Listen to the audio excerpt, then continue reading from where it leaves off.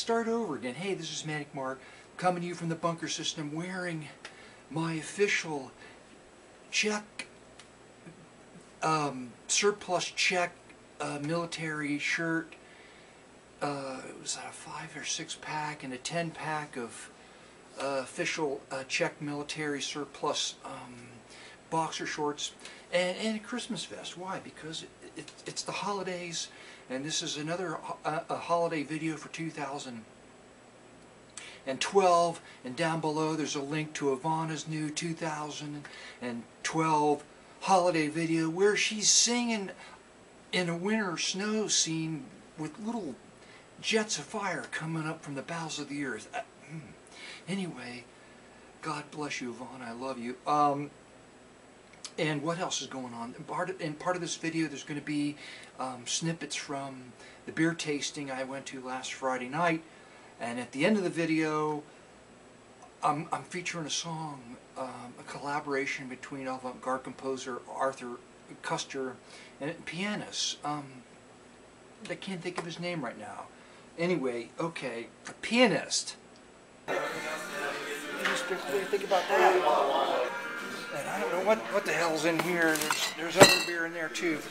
What do you got there? This is Founders. That's the label, Founders Breakfast Stout. There's a child obviously enjoying a bowl of breakfast stout. Also, in the selling, the biggest selling point is I think it's 10% alcohol. No kidding. 8.3%. 8.3%. That's pretty close to 10. Yeah. Now on to the rest of the video. Okay, we're here. Just a short story. I listened to more of David Fair's music CD, a spoken word CD, where he tells a story about marbles, and it came out of his childhood, marbles, and it's amazing how much his story reflected my childhood experience. Even though he lives more or less on the East Coast, I come from the Midwest. Many of the same terms were used to describe the marbles that you had when you were a kid. I'm just going to run through them real quick. What we need are glasses. I thought about bringing glasses because a beer tasting needs glasses. Oh, do you have an open?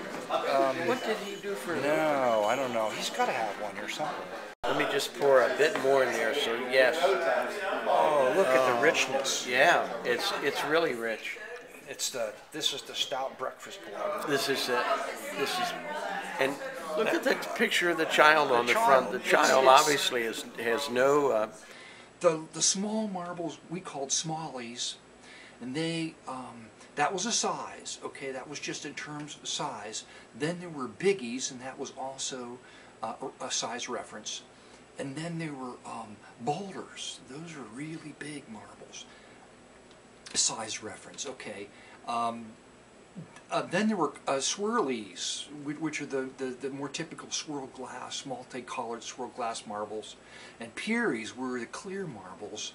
They were worth the most money. The red ones, the boulders, the big red Peary boulders, were very valuable. Let's just try this.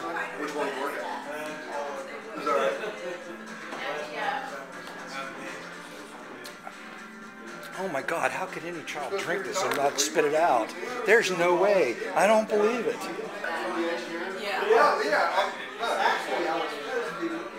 Oh my God. I don't believe I've had it. It's very dark and very How do they do that?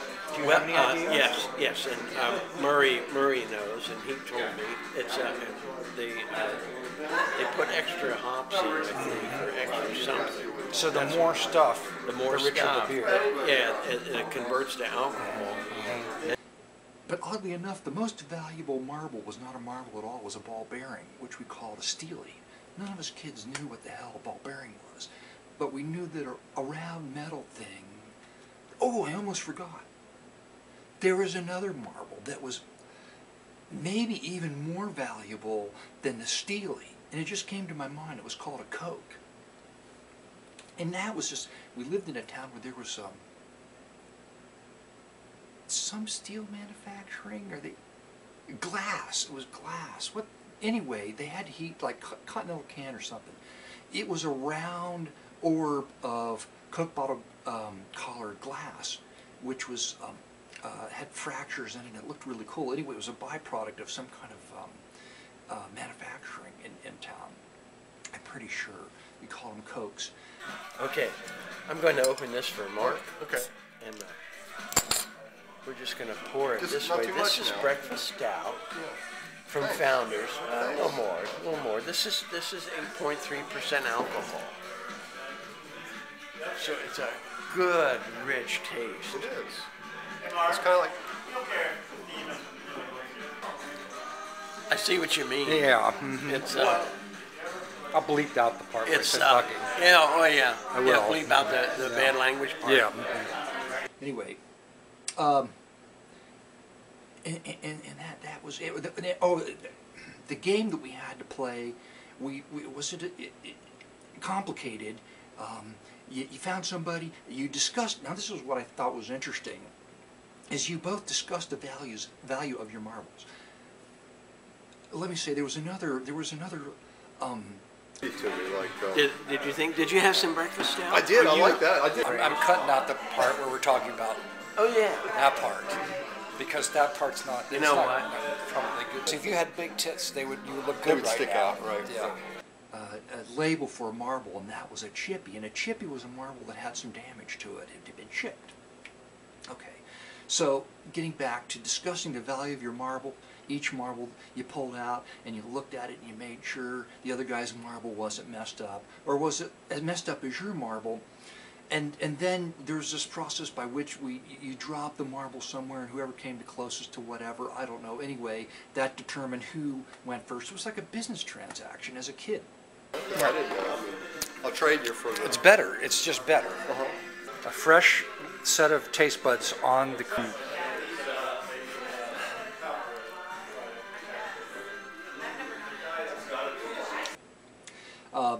And then you would just throw the marble at the other marble, okay? And eventually you could get as far back as 10 or more feet. I mean, way back, and you're throwing them. And whoever hit the guy's marble first won the marble, okay? It was a highly stressful, anxiety-ridden process. Why did they do that? I don't know. It was shocking. It meant my taste buds were shocked. Ale brewed with spices, boy. Okay, so, but the problem with chippies, back to chippies, is that if you had two guys with red Peary boulders, one of the most valuable marbles, and you were throwing them at each other, the chances are, if you hit the other guy's marble, you may chip your marble, or both marbles, and then you would have two marbles that were chippies that were far less valuable than the marbles you started with before you started throwing them. It turned on. Now tell me how you like it. Oh, That was pretty damn good, wasn't it? Good. Real good. I Real liked it tasty. too. The color's nice. The color is nice, It does have a hoppy and it's aftertaste. hoppy. It very much tastes like beer, I must say. That's the end of the marble story. That went on too long because the beer tasting video is probably going on too long. Definitely the song's long. And the whole time you've been sitting there looking at me in Czech military surplus underwear, which is highly